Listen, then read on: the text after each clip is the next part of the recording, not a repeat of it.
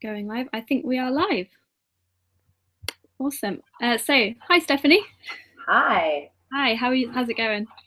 Good. How are you? Yeah, very good. Thank you. Thanks so much for coming on. We're really happy to be able to talk to you and find out about all the amazing things that you do. Yeah, of course. Thank you for having me. I appreciate it. We're excited here at Fitzroy to tell everyone a little bit more about what we do. Yeah, awesome. I'm excited to hear it. So yeah, I thought it would be good to kind of start by if you could tell us a bit about you and maybe your background, and then Fitzroy Toys and what that does. Yeah, absolutely. So my background, I would say, is in design and finance. So had a pretty traditional background before going back to business school, where I spent some time in technology banking. I worked at a startup as one of the first hires. I spent some time in investing. And when I was in business school, spent some time thinking about what I wanted to do on my own. And I knew that it was toys. Like I had originally had a toy business when I was much younger. In fourth grade, I used to actually take felt and glitter glue from my local craft store and make finger puppets, and I would sell them to the other kids in school. So I was a kid who always liked toys a little bit more than the others. And coming back to school, I had a lot of friends who had a lot of kids. I was just at that age, and I was buying toys again, and it was hard.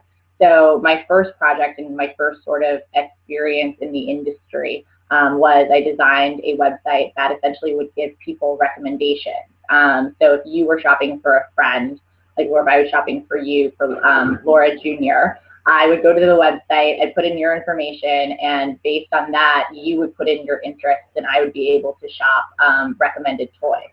And so that's how I first really got into the industry and building my own startup. Awesome. Wow.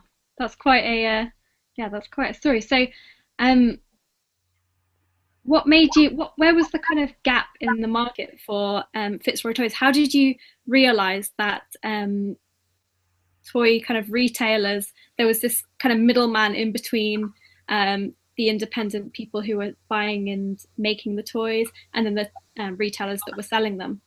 Yeah, it really came from this recommendation engine. I'd originally been focused on a consumer pain point. I'd kind of drunk the Kool-Aid of how every startup starts with a founder solving their own pain point, and so that's where I started. And the more time that I spent in the industry, I was recommending brands that were independent. And so as I was spending more time with them, I was giving them this pitch basically saying, I'm sending all of my recommendation engine traffic to Amazon. I'm basically monetizing as an affiliate. I don't know who it is that I'm sending it to. I'm just sending it to my lowest price. Instead, I can send it directly to you guys as independent toy brands, and you can capture the customer. So that way you can be your own retailer. You can build your book of business. And that's when I realized that for a lot of them, they were like, Stephanie, that's great, but realistically, 85%, 90% of our business is wholesale. Like it's great to have a consumer following, and in the end, those are the moms and the kids who are going to evangelize for us as a brand. But when it comes to keeping the lights on, we have to sell to retail. And so my question there was, okay, how does that work?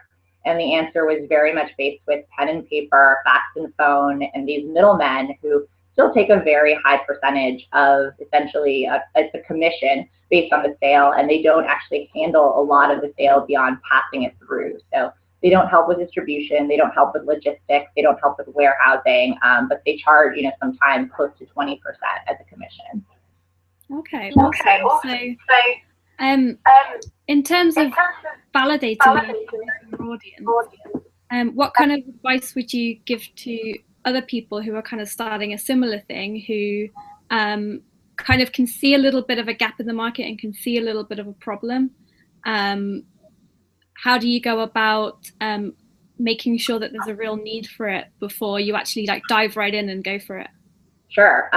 Well, two things I would say. If it is a pain point that you feel really strongly about and you're also an expert in, that's great. If it is one that you might be a little less familiar with. So for me, I'd always really had a passion for the industry, and it was something that I wanted to do, but I'd never actually spent time at a toy maker, or at a retailer myself. And so one of the first things that I did was really surround myself with folks who spent a ton of time in the industry. You know, one of the first advisors that came on board and is still really instrumental today in terms of what it is that we do is Karen Shalick. And, you know, she spent time creating Tickle Me Elmo, and she's still currently on the Toy Industry Foundation board. And she's been in the industry for decades now. And so her insight into how things work and how we could build a different way of doing the same thing, a better way, was, especially at the start, incredibly invaluable. And I think when you're first getting off the ground and you're trying to figure out what it is that you're wanting to build, finding those early adopters, you know, folks who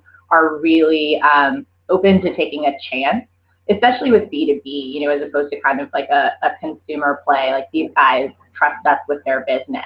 And that's, you know, a much higher bar. And so you have to find the folks who are truly excited to not just try your idea, but also give feedback. And so for us, all of our early brands, all of our early retailers that we work with specifically give us feedback, you know, on the product, on the process, all of those things. And then I would just say, you know, do everything you can to keep costs low. Everything will cost twice as much and take twice as long. And so in terms of that, you know, whatever you can do as a founder to keep that burn down is important. So, you know, for me, the first version of the product, I coded myself, I designed myself. And that was, you know, to get to the next step of raising my first round. And from there, I built out my team. But I very much was starting it on my own with my advisors when I was first getting off the ground. Okay, so you pretty much did everything yourself. Yeah, I was very much, it's like that scene from I Love Lucy where she checks into the hotel and she wants to talk to the bellhop and the manager, and it's just the same guy putting on different hats. Like, I kept writing emails saying, like, we at Fitzroy, you know, like, do this and that, but, you know, it was just essentially me. And so I think, to your question, you know, having an experience where when you're identifying the problem that you want to solve, finding those early adopters early is important. Like, I never felt like I was doing this alone because I had brands from the beginning who wanted to use the platform that I was designing. Okay. Was it useful? So I'm kind of getting a little bit of reverb here. I'm not sure if everything's echoing for you. I'm okay on my end. Is it okay? I'm just worried that it's like, yeah, everyone else can hear it, but I think it must be just me. So yeah, back to what I was saying. Did you kind of find that getting involved in the early stages, doing basically everything yourself, has really helped you deal with, now you're working with more people? Has it helped you work with them better, kind of guide them better and be a better manager? Yeah, absolutely. I hope so. That was definitely part of the intention. I think something that I'm excited about and that everyone on my team gets excited about is that we, you know, want to work with people who are better at what they do than we could be, you know, whether it's the developers that I work with or, you know, the designers on staff or, you know, salespeople or whoever. They're much better at, you know, doing their job than I could ever be. And I feel like I learn from them just as much. But, you know, especially when it comes to managing, I think the analogy that I use a lot is when I was in banking, I would sometimes get requests from my bosses who had not spent a lot of time in Excel recently, you know, building a model, just because it was, you know, it'd been like 15 years since they were an analyst in banking. And so, like, similarly, I didn't want to make requests of my team that I didn't fully understand. So it's like, for my developers, I didn't want to, you know, spec features that I thought would take, you know, 2 weeks when in reality would take 8. I wanted to be able to have an understanding enough of the code, you know, of essentially what we're building, where I could take a knowledgeable step towards guiding them. And same thing I would say across all disciplines. That being said, you know, like, when you're building a company, it's important to realize that even though at the beginning you're going to be doing everything yourself, and that, you know, from taking meetings to taking out the trash, that the goal isn't to do everything yourself, and that you should, you know, never be the bottleneck. That it's important to bring folks on who are great at what they do, and then just support them in doing that. Awesome. So what have you found that you're best at? Have you found any unexpected things that you suddenly found you're really talented at? I still enjoy design. You know, it's something where we are always looking for talented designers to join our team, you know, whether it's on the product or the UI or the UX side, or folks who, if you guys are thinking about starting your own toy brands, if you're thinking about creating products, if we're happy to be that platform that gets you into retail. But I think for me, it comes down to a lot of my background was, you know, in, I would say, operational and sales and business building. And so even though at the beginning I started out with, you know, kind of keeping my hands involved in design and development too, I've definitely stepped away from that now that I have a team. Yeah, awesome. Cool. So I'm just gonna, we've had some questions through, so I'm just gonna run through them from the top. So the first one is, do you think designers can have an impact in designing for good causes? Yeah, absolutely, without a doubt. And I would say good causes is really broad, right?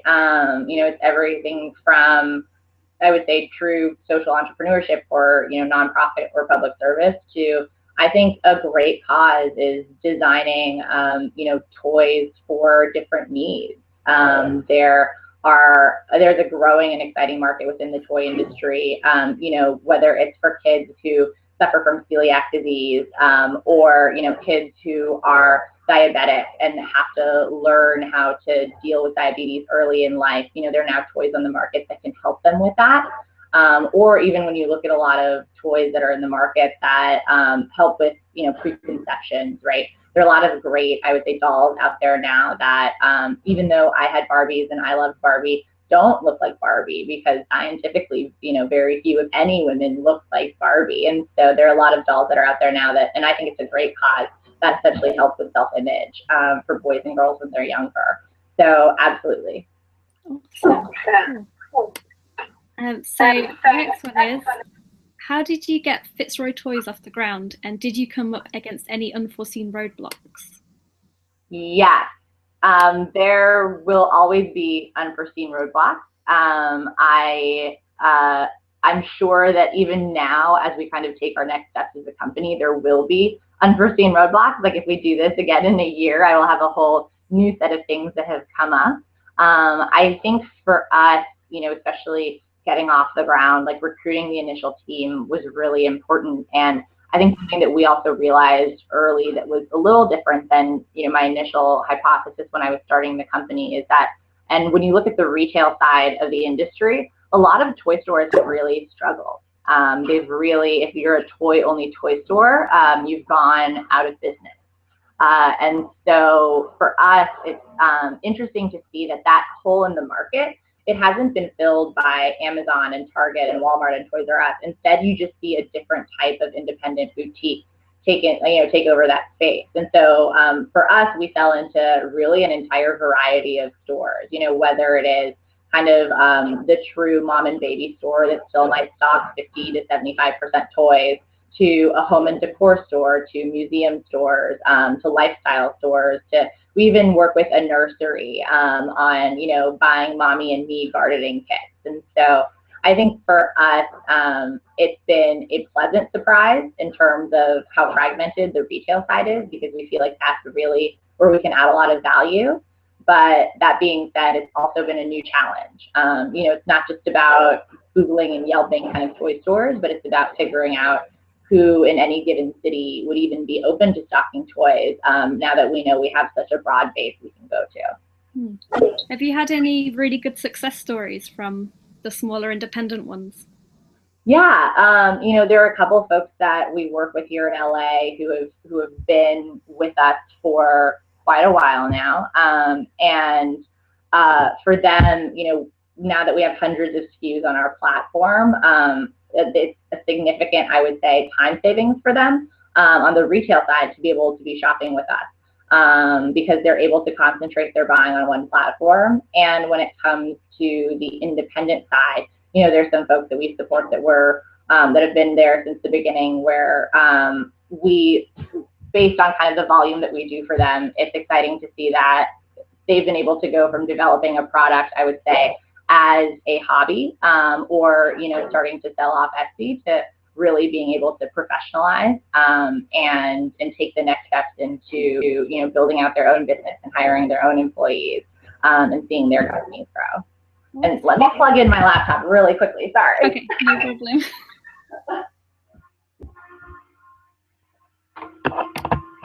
Okay, perfect. No worries. Yeah, so is there any, so you work with both, you mainly do B2B, don't you? Yes, we only do B2B right now. And so on one side, we work with toy makers, and it's independent toy makers. So not Mattel, not Hasbro, not Lego. It's really the little guy, whether it's a mom or a designer or whoever that has an idea for a toy or a children's product and wants to get it off the ground. And then on the other side of our marketplace is independent retailers. So I would say everyone except for big box we work with, and that's not Target, not Walmart, not Amazon, not Toys R Us. But, you know, for us, there are folks who are out there who, you know, really are a good fit for us who might not seem like it. Like Whole Foods has a large organic toy section, or J. Crew just started stocking toys. You know, people who I would say their core isn't big box retail either, in terms of their brand and the customer that they end up selling to, all the way down to, you know, the truly independent. Like there are stores that work with us that are essentially one store, and it's owned by a store owner, and that store owner is also the buyer, and, you know, also the lady or the man like behind the counter taking orders. Like they really kind of do everything. To mid-tier chains, you know, some of the folks that we work with will own, you know, 1 to 5 stores in an area. Okay. Is it really different working with B2B rather than B2C? Have you ever done that as well? Yeah, I mean, considering I got my start with B2C with the recommendation engine, it is really different. I would say that with B2C, you know, you think about, you kind of create these abstract user types and you try to ground them in different consumer surveys, and you're trying to like find your user. I think with B2B, it's really clearly identified in terms of who your users will be. And also I think with B2B, there's a culture in B2C and in startups right now of minimum viable product, and, you know, just getting something out the door as quickly as possible to test it. I think when you're working in B2B, and specifically for us, we're focused, you know, on an industry, you're translating something that happens offline, online. And so the bar for trust, the bar for design, you know, the bar for product, all of it is a little higher and needs to be a little more polished from the beginning. I think for us, like we still think about working quickly and iterating fast and getting, you know, code pushed and product out the door, but we want to do it in a way that's polished, because we realize that for a lot of the folks that we work with, you know, this is their professional platform. Like this is how their business is being displayed, you know, day in and day out. Okay. What's the main benefit then of iterating really quickly and getting it done really fast over getting everything completely, I say perfect, as perfect as you can get it, and then going from there? There are always things that you are going to learn from people using your product. You know, for us, when we launched, we had a particular UI, a particular UX, and we very quickly outgrew that, you know, going from 0 SKUs to 20 SKUs to now hundreds. And that was something where the sooner we were able to release, the sooner we were able to get that feedback and, you know, prioritize accordingly internally with the team, right? Like, I think especially when you are small, there's so much that you can do and so much that you can build. As soon as you can get your product into the hands of users, it can give you a better sense of direction for how to prioritize your roadmap and really build what's most pressing. How did you, how quick did you manage to get Fitzroy toys out? For us, it was, you know, for our first build, it was a 2-month process. So, you know, we set an 8-week target, and the team that I was working with, like, we were able to get it out the door. Awesome. Good job. Thanks. Okay, so how has your background helped you when launching Fitzroy toys? I would think it's 2 things. Like, one, I think when you're in investing or when you've worked at a startup before, you hear no a lot. And so I think having heard that early in my career helped condition me to hear it as a founder, and be able to let go of it quickly and move forward. It's something where you're going to hear that a lot, regardless of the type of startup that you start. And so being able to bounce back and kind of keep pushing forward, I think is super important. Also, I spent time in the mom and baby industry through my last job in investing, and spent time looking at e-commerce platforms. And so it just gave me a familiarity kind of with the space in terms of what was out there, what was still missing. And then it really came down to building relationships, especially within the industry. I think, especially when you're tackling something that is vertically focused, so much of what you need to do is translating an industry that is already working offline, online. And to do that, you need not just bottoms up support, from folks who want to try your service, but you also need to spend time with folks who've been in the industry for a long time, and not only learn from them, but also get them on board in terms of a new way of doing business. Okay, so say hypothetically, if you were to, you sort of had this idea and you wanted to start something completely different, where you hadn't had that background in it, you didn't really know much about it, how would you go about starting something like that, or would you just not go there at all? No, I mean, I think in many ways, even though I've had an interest in the industry, this was me trying something that was totally different. And I think for a lot of folks who are in, I would say more traditional design and then want to start something different, whether it's, you were in software design and you want to move into product design, or, the other way around, I think it's totally doable. I would say learn as much as you can, meet as many people who are good at what they do to help you along the way. Like for me, especially as a first-time founder, there have been so many issues just even setting up the business, getting off the ground, that I didn't think about needing to tackle because I didn't know what I didn't know. And so, having folks that you can go to for guidance, to essentially help give you the answer so you don't have to figure it out yourself because you're a first-timer, is so important. And then I would say when it comes to building a product, just really, really, really spend time with your users, spend time with your customers. That's really going to kind of make or break, your product in the end. And so if you are not your own customer because you don't have that experience, then you need to find them as soon as possible, because what you think may be a good idea, or your idea of how a business should work or a product should work, could be totally different compared to how people who want to use it will actually use it. So the more time that you can spend with them, the better. Yeah. So would you just approach them directly and ask them, hey, what do you think about this idea? Yeah, absolutely. I sent out a lot of emails to then set up a lot of phone calls and a lot of meetings when I was first getting off the ground. And I still do, in terms of adding new retailers, adding new brands on the platform, talking to new folks who want to join the team, all of that stuff. But particularly when it comes to users, I would say, especially as you go through testing, don't give too hard of a pitch or too hard of a sell. Just sort of lay it out there and get their feedback, because often if you do try to sell too hard, people will feel bad about telling you that whatever it is you're building is useless. And so they'll try to sugarcoat it, and they'll try to tell you that, what you're working on is great and all of that stuff. And so to try to get honest feedback and straightforward feedback, I would say just, put your product out there in terms of your user interviews, see how they actually use it, look over their shoulder, ask questions, understand kind of their day and how your product fits into it.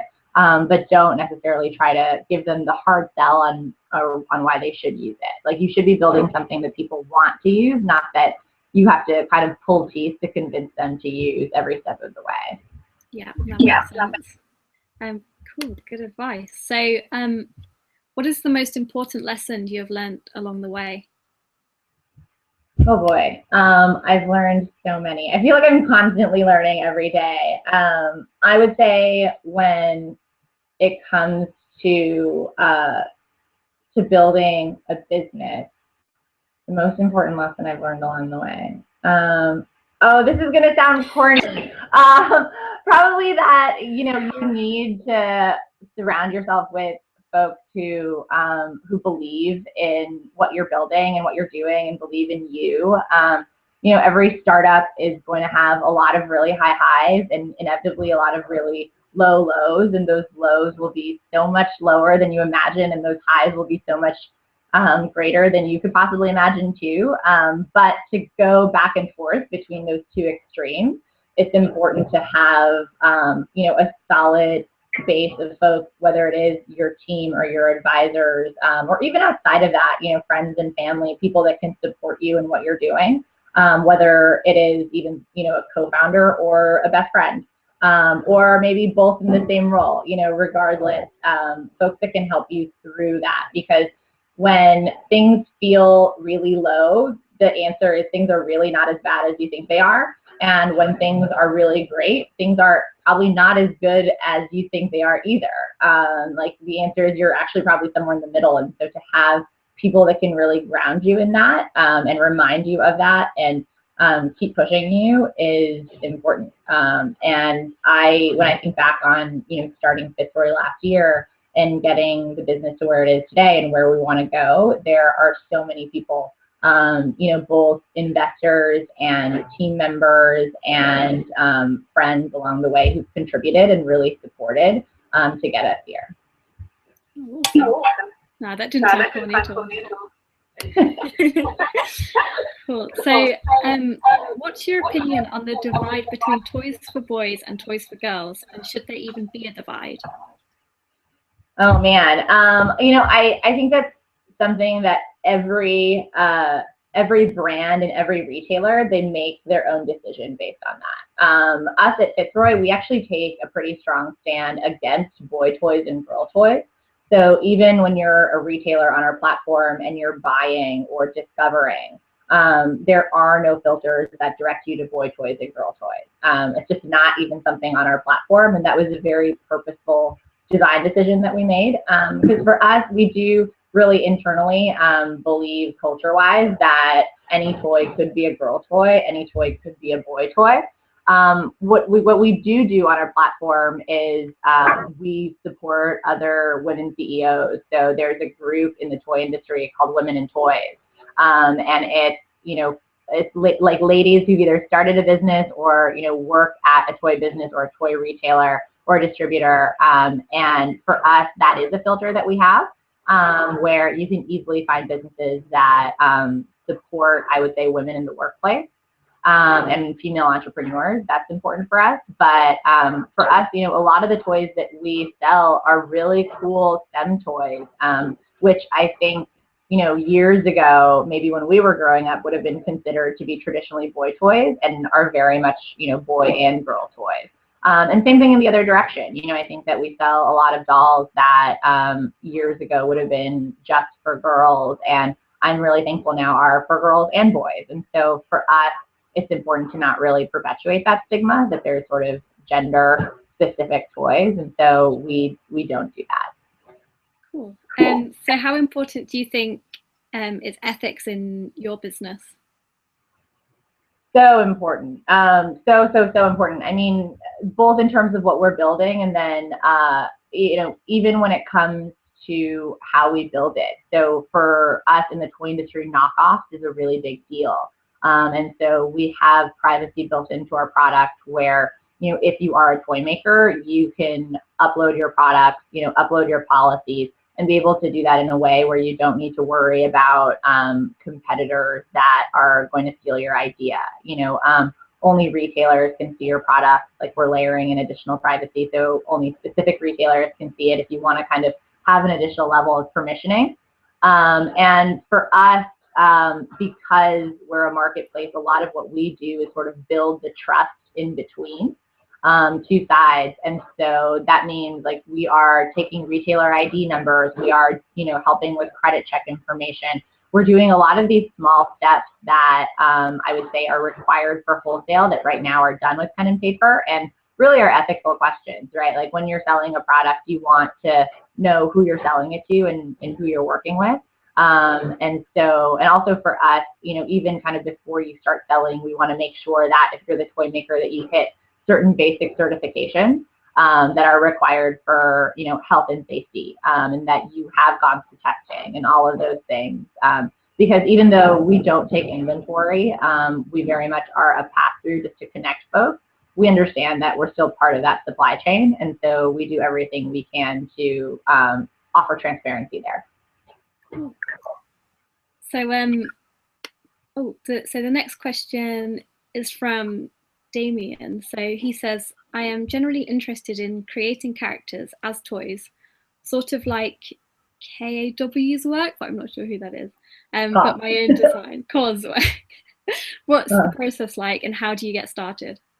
Yeah, I mean, there are two ways of going about it. If you have characters that you want to kind of create a world around, you can either go about creating your own toys, or you can take those characters and license them to a bigger company. You know, whether it is a Mattel or a Hasbro or a Henson, or, you know, folks who very much spend time in licensed products.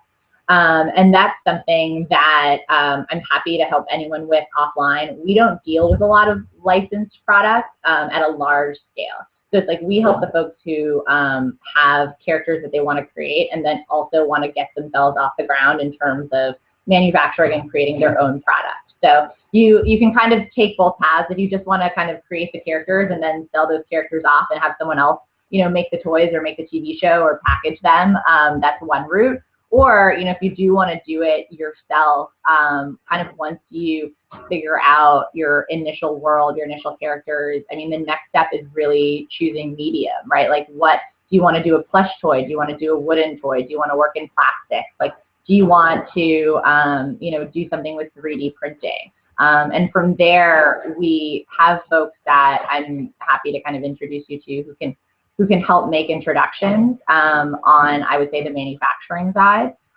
For us, we don't, I would say we don't specifically handhold people through the process, but we want to be as helpful as we can. And we do see eventually that that's something that we can be really helpful with, in terms of saying, like, okay, like, you have characters that you want to make into toys. These are the kind of toys you want to make. Here are, you know, the top 5 folks in China who are the best of the best in terms of the type of toy that you want to make, and connect them directly to you.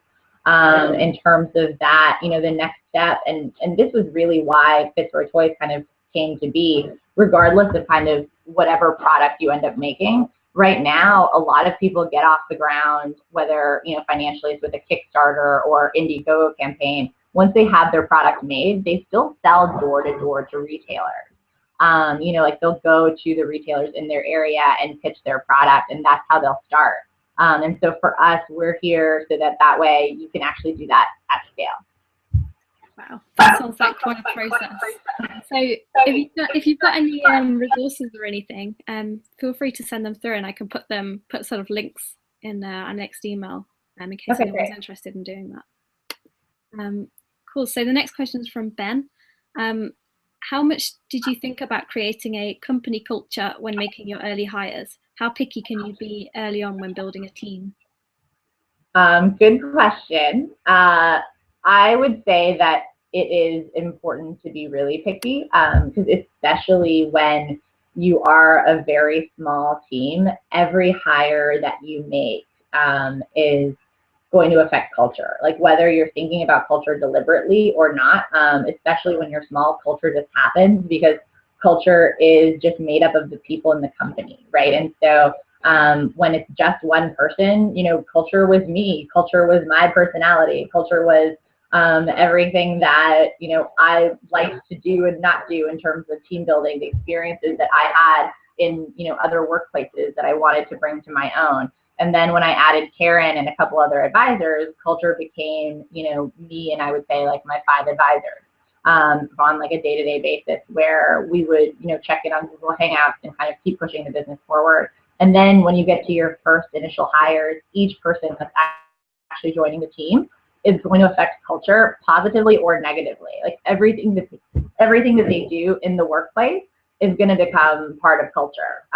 And, you know, we're at a place now where we're trying to be a little bit more deliberate about it, in terms of thinking about, you know, what really are our values? How do we write those down? Like, how do we communicate them? How do we communicate them to new hires, so that way they know if we're a place that they will fit in or want to work?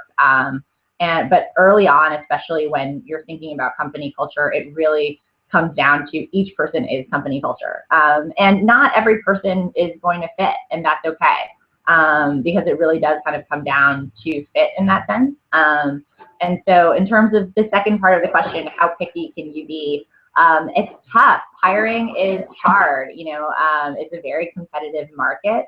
That being said, I would say don't compromise on quality, whether it's culture quality or kind of the folks that you're working with, because I will say that that's something that someone who is a really good fit versus someone who's just an okay fit can, I would say, exponentially push your business forward. Yeah, so it's just better to wait for the perfect person than to kind of dive in and hire them straight away. I would say it's better to hire to spend. Okay, I would say it's, instead of waiting for the perfect person, it's better to spend as much time as you can, even before you need to make those hires, identifying who those people are. Like I am constantly thinking not just about who I need to hire, yesterday, because I wish they were already working on the team, but what the team is going to look like in 12 months and 18 months, and trying to identify those people early. Because even though you think they're the perfect fit for your company, your culture, your mission, they're probably a really good fit for a lot of other companies too. And in the end, they have to choose to work with you also. And so spending time with them early is so important when it comes to recruiting. So how do you screen them then? Do you just kind of go with your gut, what kind of feels right? Do you meet them in person, or do you just do it, via like Skype or something like that? Yeah, I mean, we've been lucky. A lot of folks have been recommended to us through a friend, and just say, hey, like based on your background and your interests, like you could really enjoy working at Fitzroy and joining the team there. And so that's been a great kind of initial screening level for us in terms of building our team. But when it comes to hiring process, we definitely spend some time over the phone first, figuring out if this is even kind of a role that makes sense. And then yes, we absolutely spend time in person as well. So that way, whoever we do end up hiring also knows what they're getting into when it comes to the role, the team, the environment, expectations, all of that. Awesome. Cool. So yeah, that's all of the questions that we had for you then. So it was really amazing having you on. I didn't actually realize there was so much to the toy industry before I kind of got introduced to you and started looking into it. Thanks for having me. I mean, it's definitely, I would say, an industry that is not very much touched by tech, and it's part of why we do what we do and why we get excited to do it. It's an industry that we think is always going to be around, and that it's special to be able to work on products, even if it's on the supply chain of products that in the end, go to kids and help them as kids figure out who they want to be, what they want to be, who they like to play with, all of that stuff. And it keeps us young. Yeah, absolutely. And you get to play with lots of toys, I hope. Yeah, of course.